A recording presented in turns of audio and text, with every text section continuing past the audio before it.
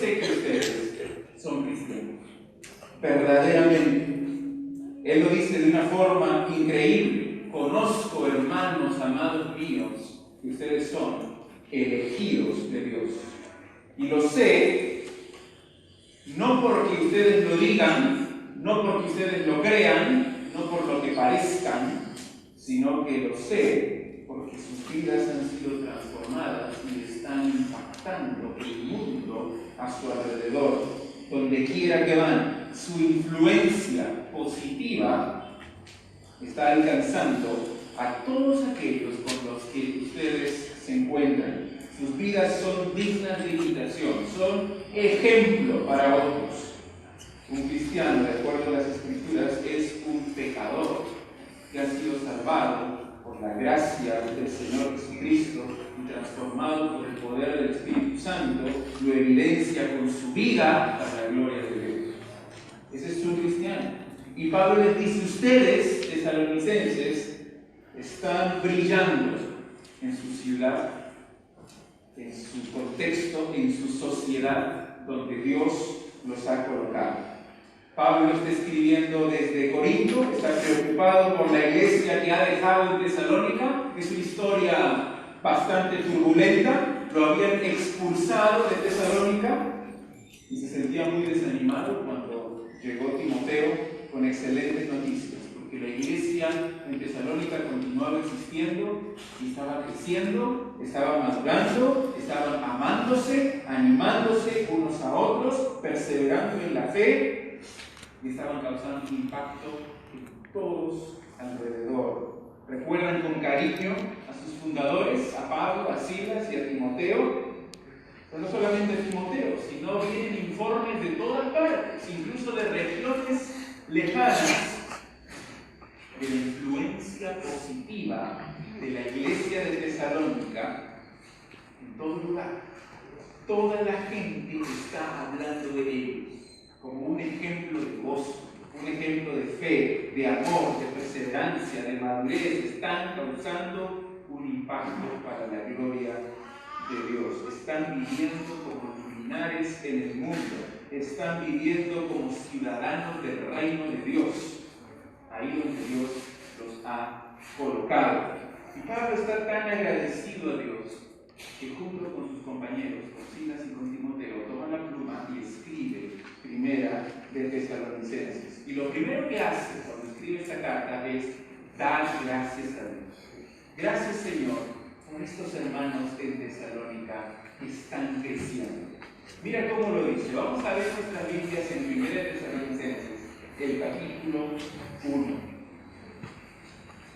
El capítulo 1. Y desde el versículo 2 hasta el versículo 10, Pablo da gracias al Señor por los tesalonicenses. En primer lugar, da gracias porque ellos están modelando 3 virtudes esenciales de todo cristiano. Miren el versículo 3, acordándonos sin cesar, delante del Dios y Padre nuestro, de la obra de vuestra fe, en primer lugar, del trabajo de vuestro amor, en segundo lugar, y de vuestra constancia en la esperanza en nuestro Señor Jesucristo, en tercer lugar. Pero no solamente da gracias por estas virtudes, estas cualidades que ellos están mostrando, sino también da gracias porque ellos están convencidos que ellos son elegidos de Dios. Son verdaderos cristianos. Mire el versículo 4. Porque conocemos, sabemos, estamos seguros, tenemos la convicción, hermanos amados de Dios, vuestra elección. Sabemos que son elegidos de Dios. ¿Por qué Pablo está tan convencido de que ellos son verdaderos cristianos? ¿Podría decir lo mismo de nuestras iglesias?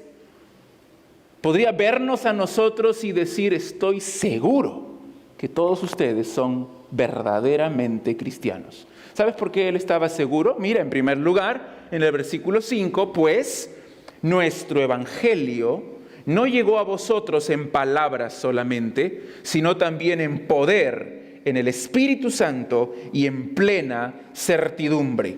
Estamos seguros porque el evangelio verdadero de Jesucristo, la doctrina correcta del Hijo de Dios encarnado, que murió por nuestros pecados y resucitó al tercer día, les ha sido predicada en el poder del Espíritu Santo. Y por eso sabemos que ustedes realmente son creyentes. Pero no solamente por eso, sino que hay una segunda razón. Son verdaderos creyentes porque se les predicó el evangelio correcto en el poder del Espíritu Santo. Pero en segundo lugar, nos damos cuenta que son elegidos porque sus vidas han sido transformadas. Son diferentes a como eran antes. Y eso es lo que él va a explicar en los versículos 6 al 10. Y ahí es donde nos vamos a concentrar nosotros en esta tarde. ¿Qué cosa es lo que muestra esa transformación? Ustedes están dando fruto. Ustedes han sido transformados y se manifiesta de forma visible. Podemos verlo. La pregunta para todos nosotros es, ¿cómo impactamos la sociedad en la cual Dios nos ha puesto? ¿Cómo podemos influir positivamente? ¿Cómo podemos dejar huella aquí, en esta ciudad, en este contexto donde Dios nos ha puesto? Y al mismo tiempo, no solo dejar huella, sino al mismo tiempo dar gloria a Dios. Por eso el título, ¿cómo impactar el mundo para la gloria de Dios? Pablo nos va a dar la respuesta en estos versículos del 6 al 10. Mira lo que dice, vamos a leerlo. Y vosotros vinisteis a ser imitadores de nosotros y del Señor, recibiendo la palabra en medio de gran tribulación con gozo del Espíritu Santo. De tal manera que habéis sido ejemplo a todos los de Macedonia y de Acaya que han creído, porque partiendo de vosotros ha sido divulgada la palabra del Señor, no solo en Macedonia y Acaya, sino que también en todo lugar vuestra fe en Dios se ha extendido, de modo que nosotros no tenemos necesidad de hablar nada, porque ellos mismos cuentan de nosotros la manera en que nos recibisteis y cómo os convertisteis de los ídolos a Dios para servir al Dios vivo y verdadero y esperar de los cielos a su Hijo, al cual resucitó de los muertos, a Jesús, quien nos libra de la ira venidera. ¿Cómo impactar el mundo? ¿Cómo influir? ¿Cómo dejar huella en la cultura en la cual nosotros vivimos? Y aquí estoy hablando a cristianos individuales. Nosotros como hijos de Dios, en lo que hacemos todos los días, ¿cómo podemos influir para la gloria de Dios? En primer lugar, esto es básico, imitando a Cristo. Imitando a Cristo. Hay un cambio aquí en el versículo 6, porque en el versículo 5, Pablo se concentra en su labor de predicación, en la vida de los misioneros. Pero en el versículo 6 hay un cambio. Versículo 5 habla de nuestro evangelio, que no llegó a vosotros en palabras solamente, sino también en poder, en el Espíritu Santo, en plena certidumbre. Como bien sabéis, cuáles fuimos, o sea, nosotros, ustedes saben cómo fuimos nosotros entre vosotros, y ahora comienza a haber un énfasis en ustedes, en vosotros, ya no en los misioneros, sino que fuimos entre vosotros por amor de vosotros, y vosotros vinisteis a ser imitadores de nosotros y del Señor. ¿Por qué Pablo menciona primero a ellos mismos antes que al Señor? Ustedes se convirtieron en imitadores de nosotros, en primer lugar, y del Señor, en segundo lugar. ¿Por qué se menciona él junto a Silas y a Timoteo en primer lugar? Porque es lo primero que ellos ven, a los mensajeros, a los misioneros. Pablo aquí está apuntando al cambio que ha sido producido en sus vidas. No dice que él está seguro de su salvación porque hicieron una oración o porque tomaron una decisión, sino que han llegado a ser imitadores de los predicadores. Han llegado a ser imitadores del Señor Jesucristo. Y ha sido un cambio observable, evidente, visible, definitivo en las vidas de los tesalonicenses. No simplemente se han convertido en conocedores, no solamente se han convertido en oidores o en adherentes o en simpatizantes, sino que se han convertido en imitadores. Han comenzado a seguir el ejemplo de los mensajeros. Es interesante que Pablo utilice este lenguaje de imitación constantemente en sus cartas. Por ejemplo, mira en 1 de Corintios, el capítulo 11. 1 de Corintios, capítulo 11, el versículo 1. Sed imitadores de mí, así como yo de Cristo. Varias veces él en sus cartas dice, imítenme a mí, así como yo imito a Cristo. También miren Efesios 5. Efesios 5, el versículo 1. Sed pues imitadores de Dios como hijos amados. Imita a Dios en su amor por las personas. Filipenses 2:5 es un versículo muy conocido. Filipenses 2:5 dice, haya pues en vosotros este sentir que hubo también en Cristo Jesús. Imita a Jesús. Segunda de Tesalonicenses, capítulo 3, versículo 7. Porque vosotros mismos sabéis de qué manera debéis imitarnos, pues nosotros no anduvimos desordenadamente entre vosotros. Imita a Dios, imita a Cristo, imítame a mí porque yo imito a Cristo. Imítanos en nuestro carácter y en las cosas que hacemos, dice el apóstol Pablo. En nuestra época individualista y humanista, esto podría malentenderse. Que alguien se pare al frente y diga, imítenme a mí. Hagan las cosas como yo las hago, piensen como yo pienso, hablen como yo hablo. Algunos podrían creer que imitar a otros es negar su propia personalidad y dirían, yo no imito a nadie, yo soy yo. Algunos dirían, yo soy único. Cuando Dios me hizo a mí, rompió el molde. Yo no tengo por qué imitar a otra persona. Dios me ama así tal como soy. Algunos podrían pensar también que cualquiera que exhorta a otros a que lo imiten es soberbio, es orgulloso. ¿Quién se ha creído para decir, imítenme a mí? Pero en la antigüedad, el concepto de discipulado, el concepto de educación era diferente. Los maestros impartían no solo conocimiento, sino que impartían su propia vida. Pasaban tiempo con sus discípulos, andaban con ellos, comían con ellos, vivían con ellos, tenían comunión en diversos momentos de su vida. Por lo tanto, el llamado de Pablo a imitarlo a él es un llamado al discipulado.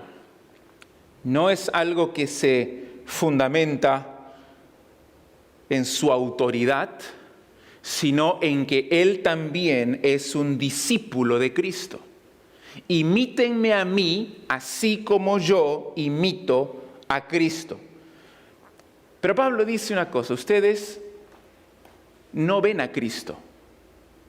Cuando yo les predico el mensaje por primera vez, el Evangelio, la palabra de Dios, ustedes no están viendo a Cristo, me están viendo a mí.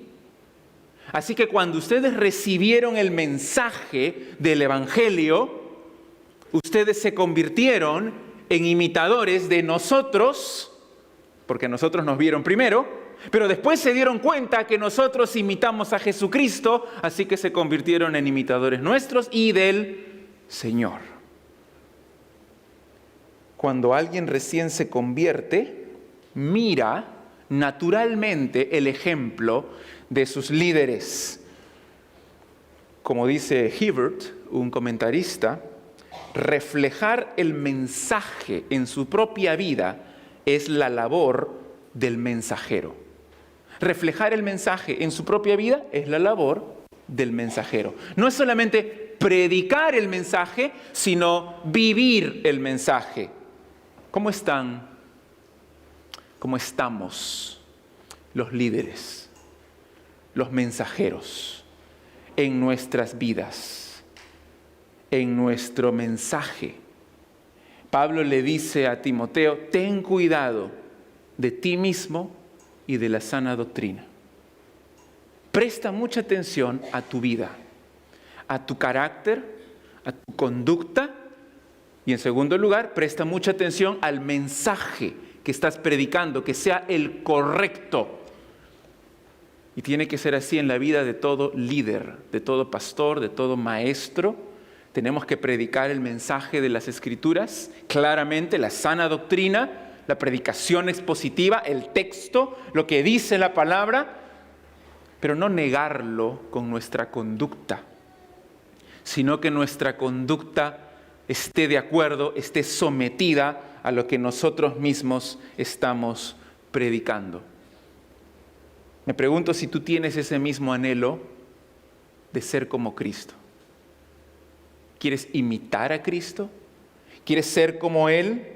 Con todas sus imperfecciones, Dios ha puesto en la iglesia pastores, maestros, líderes. Algunos piensan que ya son maduros, que son autosuficientes, que no necesitan aprender de nadie en su vida espiritual. A mí nadie tiene que enseñarme nada. Pero Hebreos 13:7 sigue aplicando este principio a nuestra vida. ¿Sabes qué dice Hebreos 13:7? Acordaos de vuestros pastores. En el original, en realidad, dice líderes. No dice pastores. Acordaos de vuestros líderes que os hablaron la palabra de Dios. Considerad cuál haya sido el resultado de su conducta e imitad su fe. Y eso se sigue aplicando a todos nosotros hoy. Por eso Pablo dice, ustedes son imitadores de nosotros y del Señor Jesucristo. No es que el Señor Jesucristo esté en segundo lugar, sino que las vidas de Pablo, de Silas, de Timoteo, de Bernabé, apuntan a la vida de Cristo.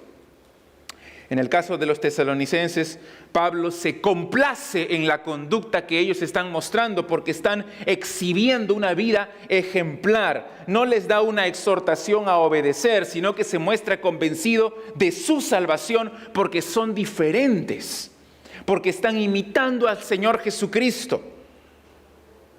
Tenemos que hacer lo mismo, imitar el carácter del Señor. En su amor, en su comprensión, en su misericordia, en su firmeza, en su carácter manso, en su humildad.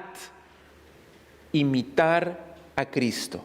Pero especialmente hay un área, dice Pablo, en la que tenemos que imitarlo y que va a causar un impacto, va a causar una conmoción en todas aquellas personas que ven nuestra vida. ¿Sabes en qué área tenemos que imitar al Señor Jesucristo también? No es fácil. Dice ahí en el versículo 6, y vosotros vinisteis a ser imitadores de nosotros y del Señor, recibiendo la palabra en medio de gran tribulación, con gozo del Espíritu Santo. Esta marca de gozo en medio del sufrimiento es una marca distintivamente cristiana. Es la marca de Cristo, el cual cuando lo maldijeron y cuando lo azotaron y cuando lo trataron mal y le escupieron y se burlaron de él, no se vengó, sino que encomendó la causa al que juzga justamente. Y por el gozo puesto delante de él, sufrió el oprobio y sufrió el desprecio y la maldad del ser humano en su propio cuerpo. Y Pablo dice, ustedes, si es que son verdaderamente cristianos, van a imitar a Cristo y lo van a imitar especialmente en esta área de gozo en medio del sufrimiento. El énfasis está en perseverar, en seguir adelante, en hacer la voluntad de Dios, en obedecer. Dice aquí, recibir la palabra, o sea, ser obediente a la palabra, aún cuando nos persiguen, aún cuando nos tratan mal, aún cuando nos discriminan. Un hermoso ejemplo del mismo apóstol Pablo estaba muy reciente en su memoria. Él estaba en Filipos, lo azotaron, lo encarcelaron, lo pusieron en el cepo, en el calabozo más oscuro, y a la medianoche él y Silas están cantando con gozo al Señor. Gozo en medio del sufrimiento. Y ustedes hagan lo mismo. Ellos lo están haciendo. Nosotros, así como Pablo sufrió en la predicación del Evangelio, de la misma manera todos aquellos cristianos que quieren vivir piadosamente y que quieren agradar a Dios, de alguna forma van a sufrir algún tipo de discriminación, algún tipo de burla. No estamos en un país del Medio Oriente donde hay persecución terrible, sanguinaria en contra de los cristianos. Estamos en un país libre, donde podemos predicar el Evangelio y no lo aprovechamos tantas veces. Queremos acomodarnos más bien a la cultura. Pero lo que está diciendo Pablo es que la primera marca de un cristiano verdadero es que imita a Cristo. Y cuando imites a Cristo, va a venir tribulación. Y cuando venga la tribulación, tienes que estar con gozo. Así como Pablo, entonces, debemos seguir el ejemplo nosotros también. Jesús dijo, en el mundo tendréis aflicción, pero confiad, porque yo he vencido al mundo. Ellos voluntariamente recibieron, acogieron la palabra de Dios. Otra vez en el versículo 6, recibiendo la palabra. En medio de gran tribulación, con gozo. Recibieron el Evangelio, recibieron la sana doctrina con gozo. Ese Espíritu Santo que capacitó a los misioneros para predicar es el mismo Espíritu Santo que capacitó a los oyentes para recibir la palabra con gozo del Espíritu Santo. Es una experiencia totalmente anormal para el mundo, es una paradoja. Es la paradoja cristiana, la combinación, piensa nada más, la combinación de gozo y sufrimiento es una de las evidencias que tú eres elegido de Dios. El Señor mismo, en la parábola del sembrador, habló de personas que reciben la palabra con gozo, pero que cuando viene la aflicción, tropiezan y caen. En cambio, los que perseveran en ese gozo inicial, a través de las pruebas de la vida, aquellos que siguen adelante, son verdaderamente salvos. La fuente del gozo cristiano no es el sufrimiento, no somos masoquistas. La fuente del gozo es el Espíritu Santo. Aunque no haya aflicción, aunque no haya dolor, si tú tienes el Espíritu Santo vas a tener su gozo. Y si hay aflicción y si hay dolor, como tienes el Espíritu Santo, vas a tener gozo también. Puedes dudar de muchas cosas, puedes estar preocupado por diversos asuntos, por tu salud, por tu economía, por tu futuro, por tu estabilidad. Pero una cosa es segura. Si tú estás en Cristo, estás bien. Si estás en Cristo, estás bien y debemos gozarnos en esa verdad. Imita a Cristo. Y cuando la gente alrededor vea esa actitud en ti, les impactarás. En primer lugar, entonces imitando a Cristo. En segundo lugar, siendo ejemplo a otros creyentes. Imitar a Pablo, imitar a Cristo, tuvo consecuencias positivas. Las vidas gozosas de los tesalonicenses, en medio del sufrimiento, sirvieron de ejemplo a todos los creyentes de Tesalónica. Mira el versículo 7. De tal manera que habéis sido ejemplo a todos los de Macedonia y de Acaya que han creído. ¿Entiendes lo que aquí ha ocurrido? ¿Te das cuenta de lo que está pasando? No solamente ellos se han convertido en imitadores, sino que ahora son dignos de imitación. En primer lugar, imitan a sus líderes porque ellos imitan a Cristo. Pero ahora se han convertido en ejemplo para que otros los imiten a ellos. Ese es el proceso circular del discipulado cristiano. Además, es una declaración increíble porque habían pasado pocos meses desde su conversión. Pero su reputación había alcanzado Acaya, que es una provincia a varias semanas de distancia por tierra. Tesalónica es una iglesia modelo. Los creyentes, los miembros de la iglesia son creyentes modelos. Por donde quiera que van, son ejemplo para otras personas. A pesar de su juventud como iglesia, a pesar de la persecución que estaban sufriendo, su gozo, su amor, su fe, su perseverancia eran visibles, eran notorias a todos. Te hago la pregunta otra vez, piensa en tu iglesia. Piensa en ti mismo. Cuando estás en la oficina, cuando estás en la calle, cuando estás en la casa, no en la iglesia, sino en otros contextos. ¿Eres ejemplo? ¿Eres modelo? Tesalónica era la capital de Macedonia, un puerto, una ciudad muy influyente para toda la zona.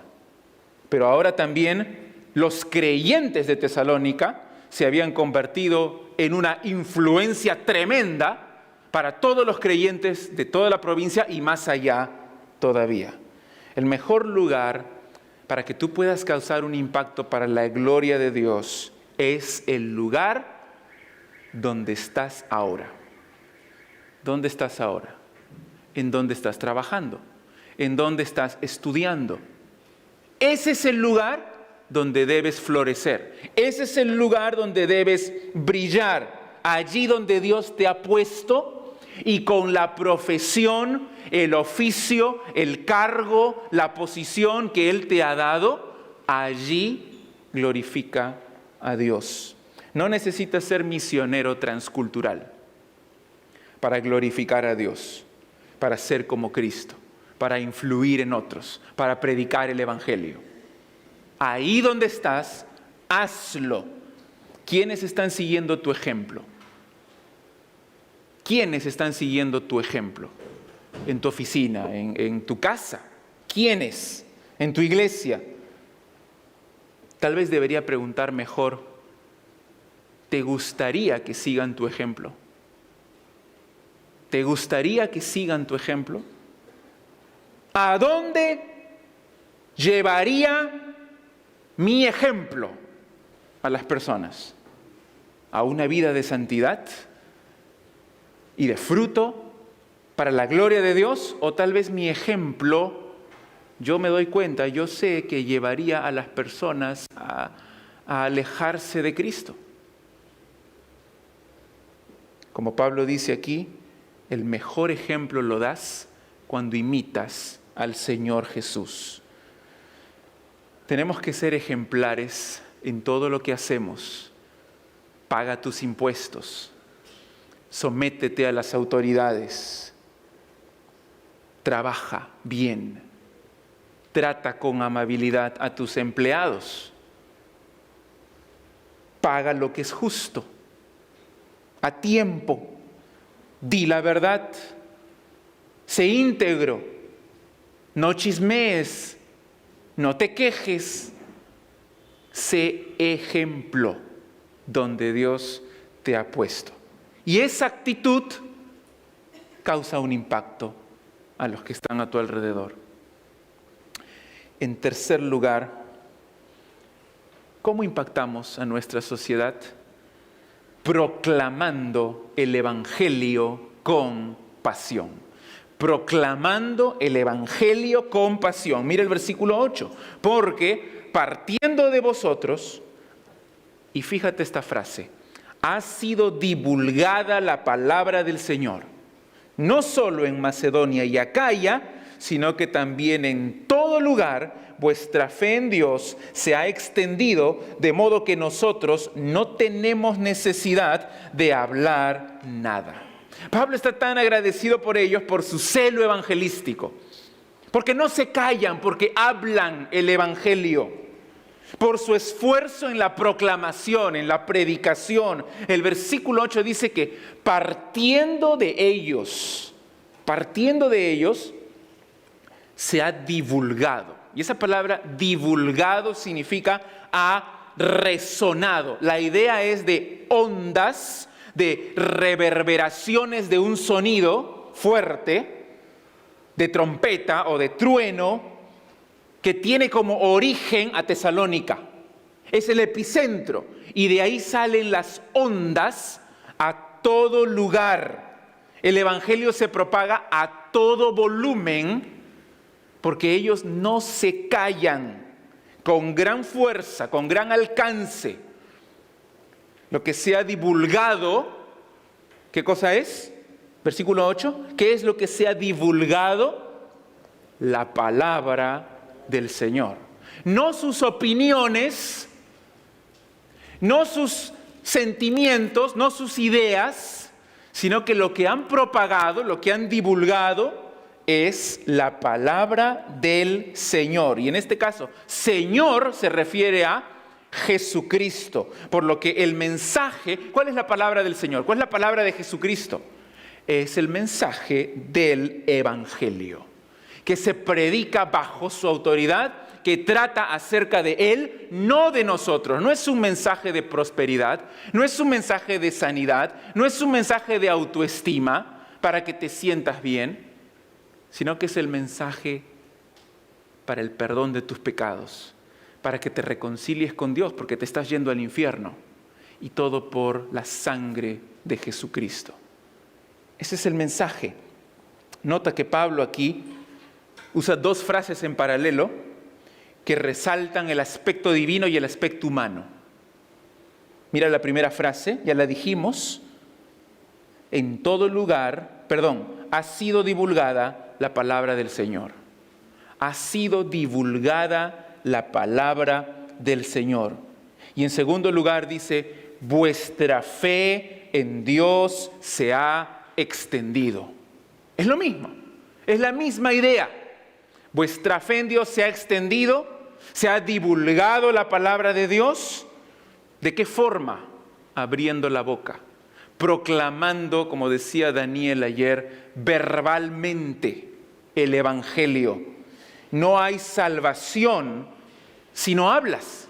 Puedes dar un buen ejemplo, puedes imitar a Cristo y de esa forma causar un impacto en las personas a tu alrededor. Se van a sorprender, se van a admirar. Pero si no abres tu boca y articulas el Evangelio con claridad, no puede haber salvación.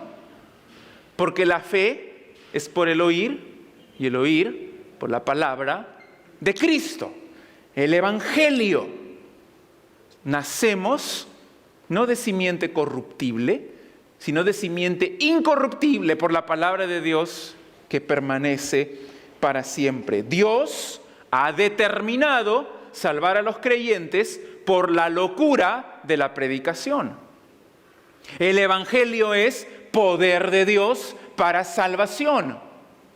Y aún así hay tantas personas creyentes, o dicen ser creyentes, pastores, que no creen en el poder de la predicación. Sienten que es insuficiente y que tienen que hacer algo más para que la gente se convierta. Tenemos que hacer un programa espectacular, un concierto, un show, regalar cosas, obra social, algo para que la gente reciba a Cristo. Porque la predicación no es suficiente. Claro, no lo van a decir así, pero eso es lo que sienten, eso es lo que piensan dentro de su corazón. La propagación del cristianismo en sus primeros años no se debió a obra social, sino a la proclamación del Evangelio de Jesucristo. A vidas transformadas que iban por todo lugar diciendo: yo cambié, yo fui transformado porque Cristo murió por mí. Él resucitó, es el Señor, cree en Él tú también. Pablo aquí no está hablando de programas. Pablo aquí no está hablando de campañas evangelísticas organizadas. Está hablando aquí de influencia por medio del testimonio vivido, pero el testimonio verbal, de gozo en medio del sufrimiento que los tesalonicenses llevaban a donde quiera que fuesen. Rápidamente los tesalonicenses se convertían a donde iban en el tema de conversación. ¿Están siguiendo a Jesús? ¿Quién es ese Jesús? Por eso es que Pablo dice: en todo lugar vuestra fe en Dios se ha extendido. No solamente en Macedonia y Acaya, como había dicho en el versículo 7, sino que en el versículo 8 dice que además a todo lugar, donde quiera que iban.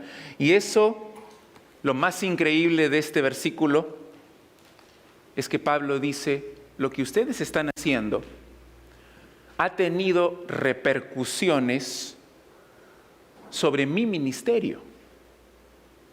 Ha tenido consecuencias directas sobre mi ministerio, dice Pablo. Porque cuando yo voy a cualquier lugar, antes que yo pueda decir algo acerca del Evangelio, la gente ya lo sabe. Y lo sabe por ustedes. No tengo ya necesidad de abrir mi boca, ni de decir nada, por el buen testimonio que ustedes han dado. Claro, puede estar exagerando un poquito Pablo, pero la idea aquí es que los tesalonicenses en todo lugar que van comparten el Evangelio. Ellos ya hablaron, ellos ya predicaron, ellos ya proclamaron. Llega Pablo a predicar y todos ya saben el Evangelio. Va a otro sitio y ya saben el Evangelio. Y es por los tesalonicenses. Esta era una iglesia de hombres y mujeres que habían sido evangelizados y que ahora eran evangelistas.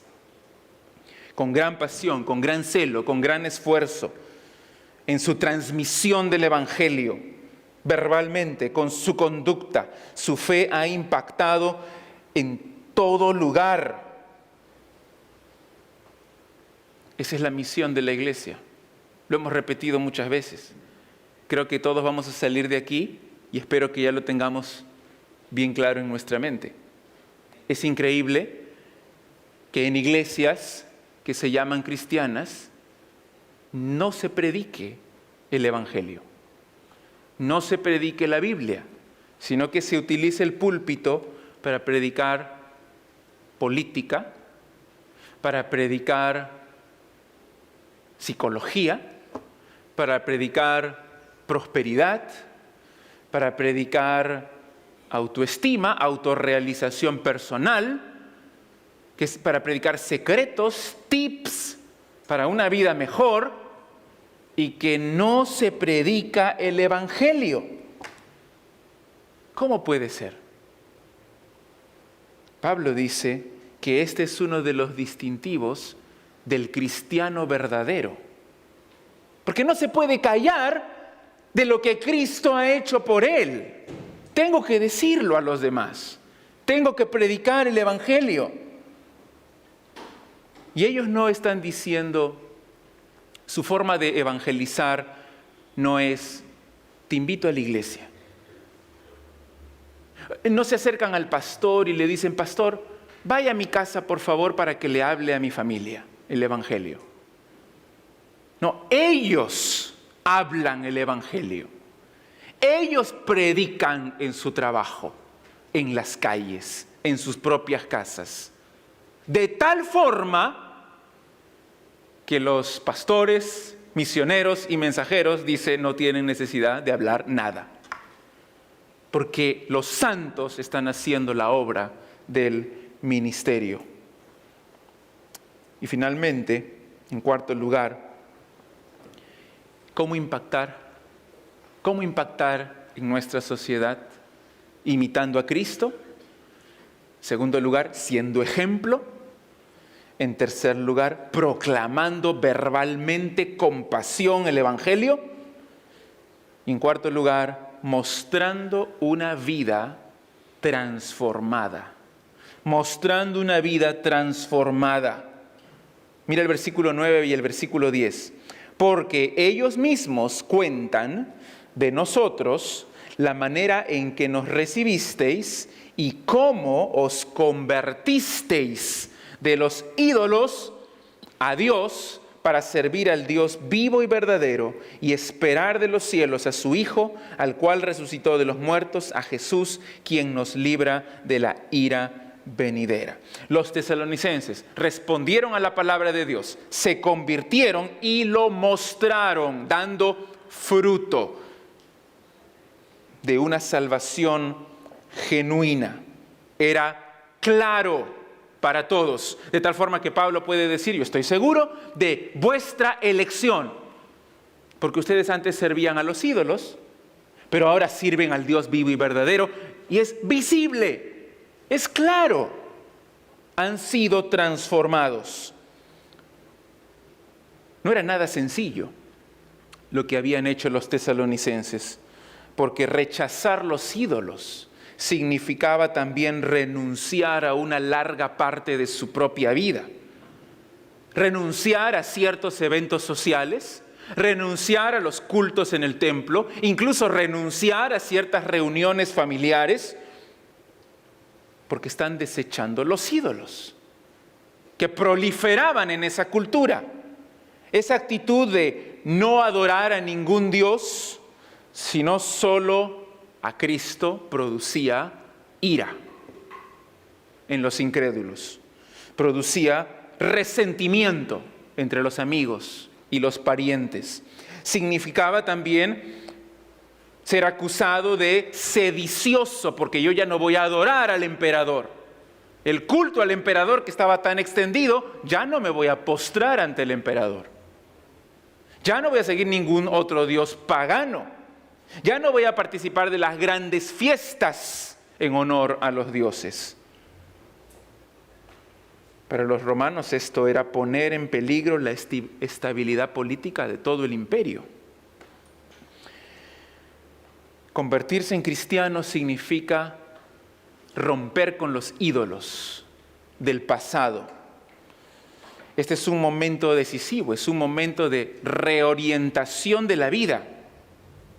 No hay lugar para Cristo entre los ídolos. Convertirse en cristiano no significa agregar a Cristo a mi lista de ídolos. Tengo que desechar mis ídolos y solo adorar al Señor Jesucristo. Convertirse significa dar la vuelta. Dice aquí, se convirtieron de los ídolos, le dieron la espalda a los ídolos y se convirtieron al Dios vivo y verdadero. Todavía hay ídolos hoy día. ¿Estamos de acuerdo? Hay ídolos hoy día. ¿Qué ídolos? Por ejemplo, convertirse a Cristo significa dejar el ídolo del dinero, dejar el ídolo de la codicia, el ídolo del poder, del ser reconocido, el ídolo del yo, de la familia, del fútbol, del trabajo, del sexo, del placer. Cualquier cosa puede ser un ídolo. Lo que está diciendo Pablo es renuncia a todos esos ídolos. Ya no los sirvas, ya no los sigas, ya no los adores, porque la idolatría es un pecado serio a los ojos de Dios. Los poderes demoníacos operan detrás de los ídolos. Pero el poder de Dios es infinitamente mayor. Contemplar su belleza, contemplar su poder, deleitarnos en Él, hacer todo para su gloria. Eso es lo que vale. Ese es el fin del hombre. Vivir para la gloria de Dios. Los tesalonicenses mostraron su conversión dejando sus ídolos, volviéndose a Dios. Y mira cómo lo dice al final del versículo 9.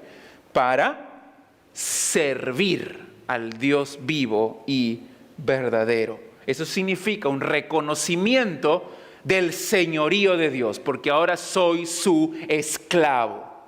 Vivo para servirlo a Él. Es un compromiso total con el Señor. Él es el único Dios verdadero, no hay otro, es un Dios vivo. Es un contraste muy claro entre los ídolos, que son muertos, que son falsos, y por otro lado, el Dios vivo y verdadero. ¿Y qué incluye ese servicio?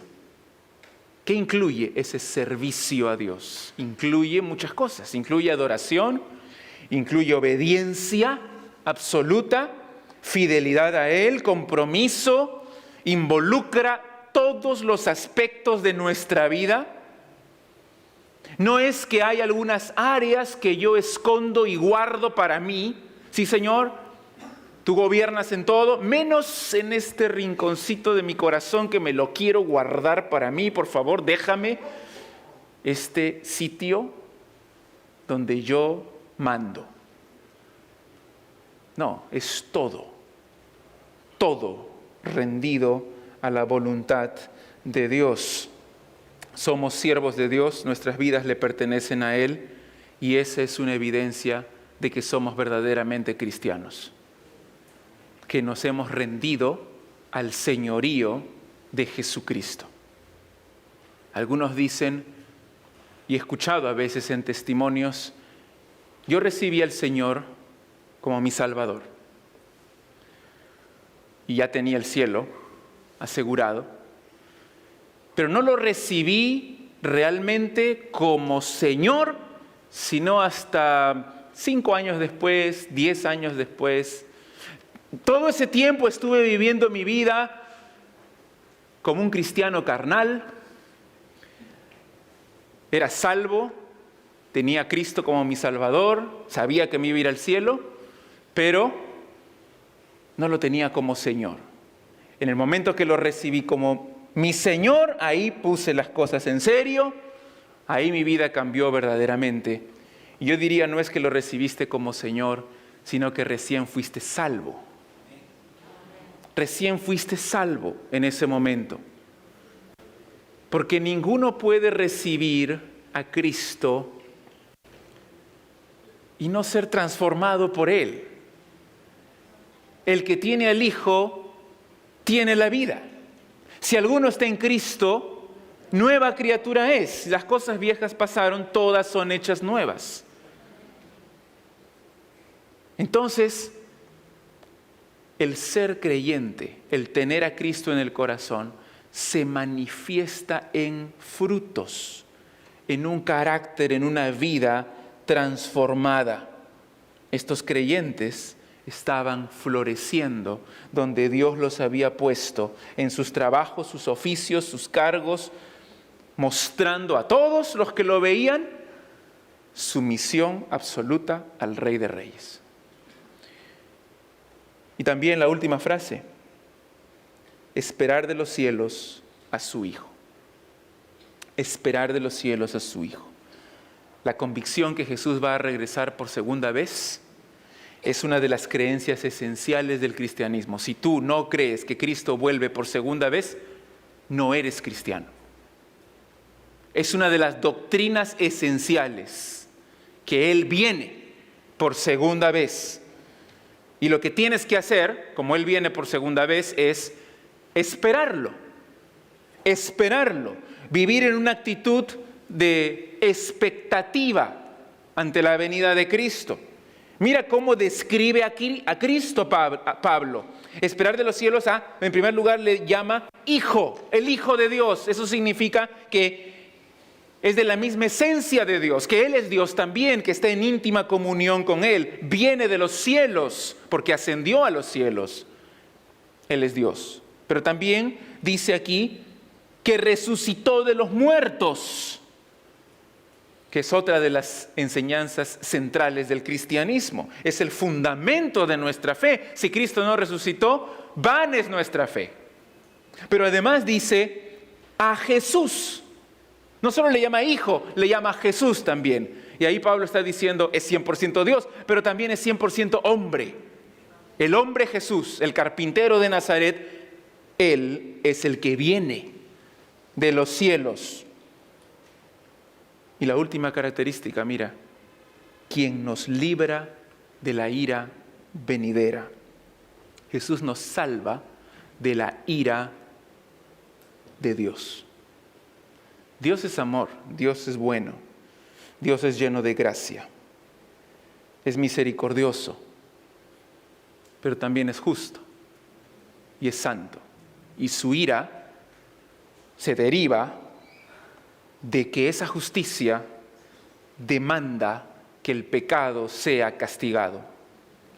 Es una respuesta necesaria, no caprichosa, es una respuesta santa, no mala, es una respuesta justa a la maldad del ser humano. Es una ira diferente a la ira tuya, a la ira mía. Nuestra ira es volátil, es caprichosa, es por cualquier tontería. Pero la ira de Dios no es así. Está hablando aquí específicamente de la ira venidera, de la ira escatológica. Esa ira que Dios dice, estoy acumulando para el día final. Pero Jesucristo nos salva de esa ira. ¿Cómo? Porque Él absorbió esa ira en la cruz. Él recibió el castigo de su propio Padre, no por sus pecados, porque Él es santo, sino por nuestros pecados. Y nosotros, agradecidos, le esperamos, anhelamos que Él venga por segunda vez. Entonces, el Evangelio verdadero nos cambia, nos transforma. Y nosotros tenemos que mostrar esa transformación para impactar en el mundo donde estamos. ¿De qué forma? Imitando a Cristo, siendo ejemplo para otros creyentes y para todos los que están mirando alrededor. En tercer lugar, proclamando con pasión verbalmente el Evangelio. Y en cuarto lugar, viviendo una vida transformada. Si hacemos estas 4 cosas, ¿vamos a causar impacto o no? Por supuesto. ¿Por qué no estamos causando impacto entonces? Porque no estamos viviendo así. Pablo escribiría una carta a tu iglesia y daría gracias a Dios por estas cosas. Tal vez 1, 2, 3, pero ¿todos? ¿La mayoría? ¿Todos los creyentes? ¿Todos los miembros? ¿Qué tal impacto causaríamos? El Evangelio verdadero te transforma. Acuérdate esa idea. El Evangelio falso te deja igual. El Evangelio falso no te transforma. Te deja igual que antes. Tú piensas que eres salvo. Pero como no es el Evangelio verdadero, no tiene poder para cambiar tu vida. Tal vez me equivoco. En realidad, el Evangelio falso te deja peor que antes. Porque te deja con una falsa seguridad de que te estás yendo al cielo, cuando en realidad estás yendo al infierno y piensas que eres cristiano. Yo me temo que muchas iglesias que dicen ser cristianas en nuestro país tienen miembros con esa falsa seguridad. Están creyendo que se van al cielo.